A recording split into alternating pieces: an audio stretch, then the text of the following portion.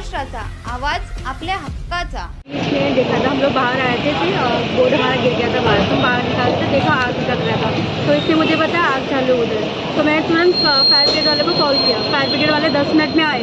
तो उसके पहले ही पूरा दो सिलेंडर था। एक सिलेंडर पहले सामने वालों ने निकाल के साइड में किया। साइड में करने के बाद जो उसकी बाजू वाला घर है उसका सिलेंडर स्टॉप हुआ। तो हम लोगों ने चेक किया, वहाँ पे 2 कॉल किया। फिर डॉक्टर आए, डॉक्टर गए साहब वहाँ पे सिलेंडर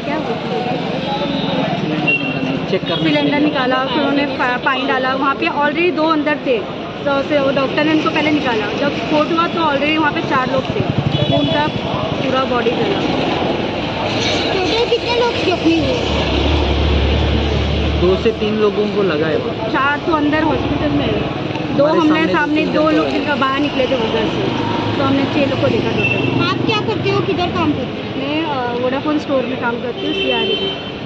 तो तुमच्या परिसरातील काही घडामोडी किंवा समस्या असतील तर आमच्या वृत्तवाहिनीला संपर्क करा आणि तसेच सतत अपडेट राहण्यासाठी आमच्या वृत्तवाहिनीला सबस्क्राइब करा आणि बेल आयकॉन दाबायला विसरू नका।